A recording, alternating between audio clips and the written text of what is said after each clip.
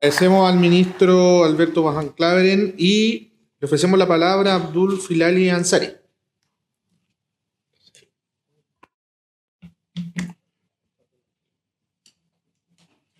Merci bien, Monsieur le Président. Je voudrais tout d'abord dire ma gratitude aux organisateurs de cette rencontre de m'avoir associé, tout en bonne connaissance que mes préoccupations sont un peu éloignées, mais je dois dire que j'ai beaucoup appris des interventions qui ont été présentées et que même si je parais m'éloigner de ces préoccupations, en fait, j'espère les rejoindre à un moment ou à un autre. Mon intervention porte sur les perspectives de coopération nord-sud.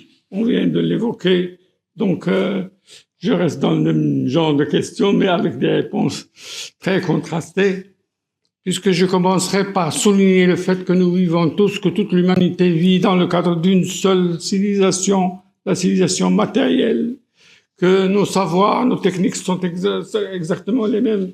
Il est surprenant de voir, par exemple, que l'enseignement supérieur, en l'espace d'un demi-siècle ou quelque chose comme ça au moins, a été complètement réorganisé dans les contextes musulmans, par exemple, pour obéir aux modèles qui prévalent aujourd'hui dans le domaine de la science et de la recherche.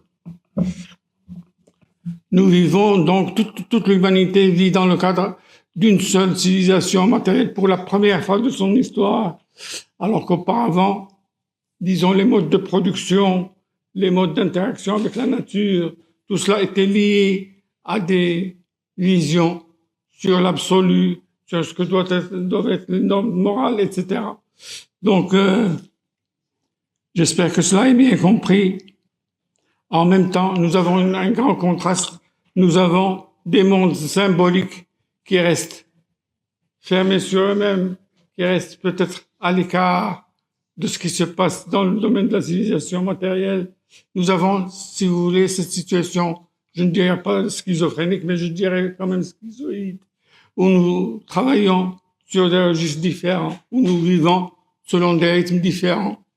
C'est, pour reprendre une image utilisée par Ernest Gellner, c'est un peu comme si c'était le jour et la nuit, comme le contraste qu'il y a. C'est-à-dire que pendant le jour, nous nous retrouvons dans nos lieux de travail, nous faisons appel à la même rationalité, nous faisons appel aux mêmes techniques, nous produisons de la même manière, mais évidemment que s'il y a des contrastes importants, comme vous venez de souligner, parce que c'est comme une population qui parle une langue avec des variations, on trouve toujours des variations, si vous voulez, d'accent entre une région ou une autre. Mais disons, dans l'ensemble, comme j'ai dit, nous avons la même civilisation matérielle. Durant le jour, tout est clair, tout est sur la table si l'on veut. Nous faisons appel aux mêmes techniques, aux mêmes savoirs, si je puis dire, etc. Alors que le soir, la nuit tombée, nous revenons chez nous. Et alors là, nous revenons à nos démons, comme le dit Gellner, encore une fois, c'est-à-dire à nos conceptions religieuses, à nos conservatismes, à nos réflexes qui nous ramènent plutôt hors de ce monde de rationalité, de clarté qui définit notre vie quotidienne.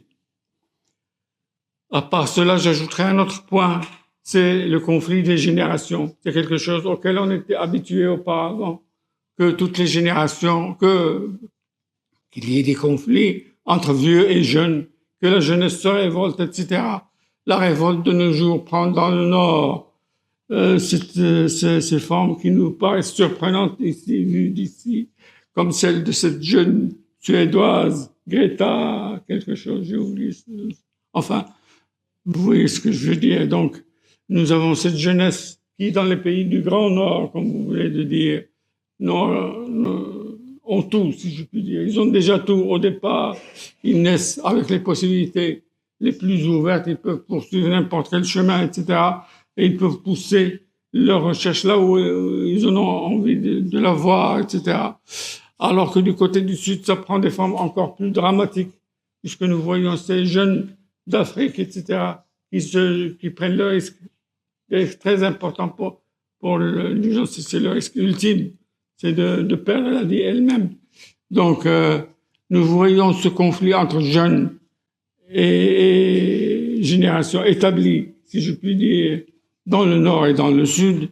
Et nous avons affaire là à quelque chose qui est, à mon avis, très sérieux, qui va au-delà de tout ce qu'on peut redouter, si je puis dire, puisque comme nous l'avons entendu aujourd'hui, les défis, la menace sur la Terre elle-même sont importants et paraissent vraiment menacer les possibilités de continuité de la vie elle-même sur Terre. Donc, ou la possibilité de la Terre elle-même.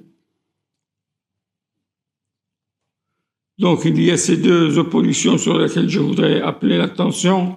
Opposition des générations, les générations montantes et les générations qui sont établies. Et puis, il y a cette opposition que j'ai faite au départ sur la civilisation matérielle unifiée, en plus des mondes symboliques qui sont, qui sont basés, je le dirais ouvertement, sur un usage abusif de l'argument d'autorité. Qu'est-ce que l'argument d'autorité pour les philosophes ou pour tout le monde? C'est le fait de dire que telle idée ou tel constat est vrai parce que c'est un tel qui le dit. C'est pas parce que j'ai observé, c'est pas parce qu'il est objet d'observation. Ce n'est pas parce qu'il y a, si l'on veut, une réflexion rationnelle sur tel ou tel phénomène. C'est tout simplement parce qu'il y a un grand maître, un gourou, un prophète ou quelque chose qui le dit. Donc, c'est cela qui me paraît très gênant. Alors que le jour, l'argument d'autorité n'a aucune prise dans nos activités. Enfin, le jour, c'est-à-dire quand nous traitons, si vous voulez, de questions qui font partie de la civilisation unifiée et matérielle dont j'ai parlé.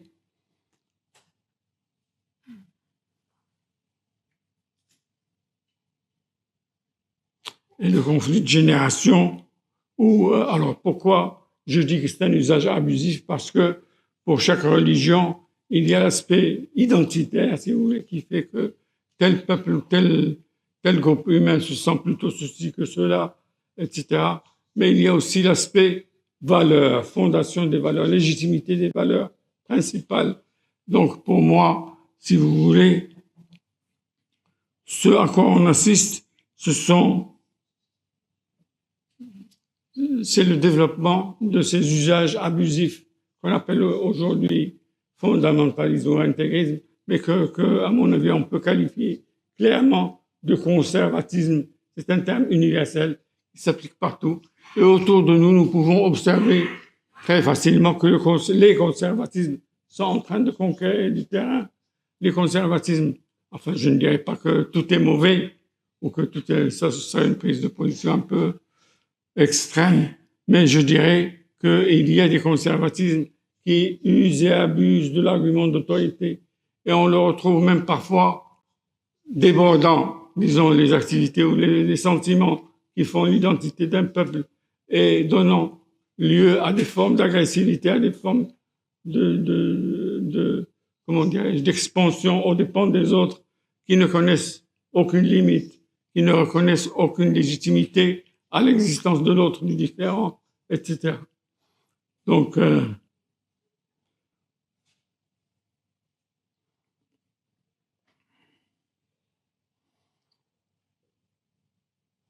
il y a eu, d'après David Hume, le philosophe écossais très connu, une première tentative de considérer les religions de l'extérieur, la religiosité des gens de l'extérieur, de la considérer comme on considère un fait naturel, comment on regarde. Et il a écrit un essai intitulé justement l'histoire naturelle des religions. Histoire naturelle voulant dire un peu l'essence de la nature, comme nous disons aujourd'hui.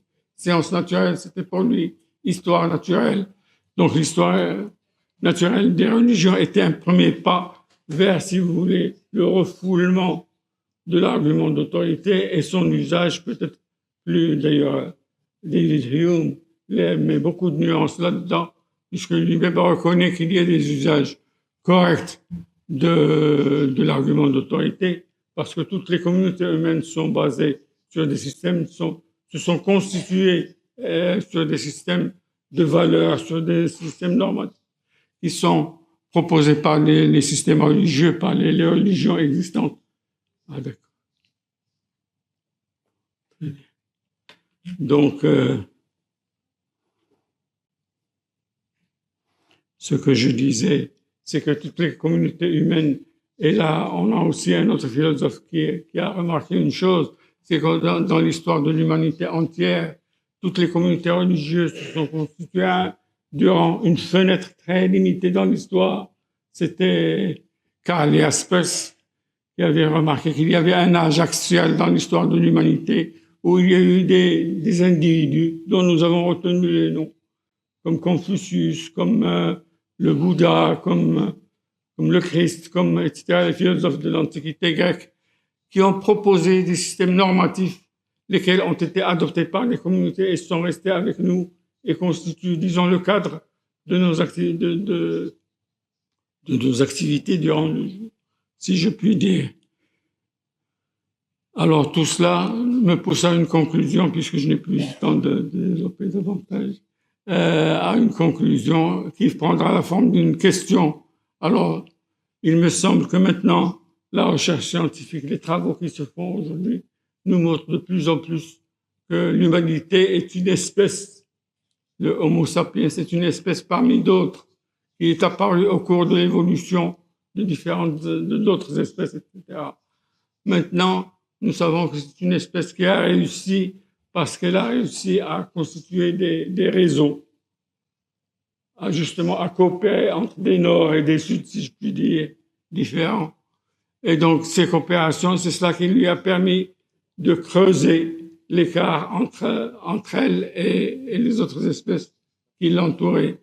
Et donc, je me demande maintenant là qu'on entend parler de droit attaché à une rivière ou de droit attaché à une forêt, s'il s'agit tout simplement d'erreurs de jugement de la part de ceux qui font ces propositions. Parce que pour qu'il y ait droit, il faut qu'il y ait un sujet de droit. Et comme une rivière ne peut pas aller au tribunal pour se plaindre de X ou de Y, comme, je ne sais pas, une forêt ne peut pas se plaindre, il faudrait parler des devoirs de l'homme. C'est là que j'avais proposé il y a un certain temps l'idée d'adjoindre à l'idée des droits de l'homme ou des droits humains qui font l'objet maintenant d'un accord ou d'une convergence de toutes les communautés humaines où il y a des débats entre diverses communautés, etc., conduits dans plusieurs contextes, dans des instituts, des universités, etc. Et donc, au lieu de parler simplement de droits de l'homme, comme si l'homme n'avait que des droits, comme s'il était, comme l'a dit Descartes autrefois, maître et possesseur de la nature, de qui il s'est donné tous les droits lui-même. Est-ce qu'il ne faut pas maintenant parler d'une déclaration universelle des devoirs de l'homme?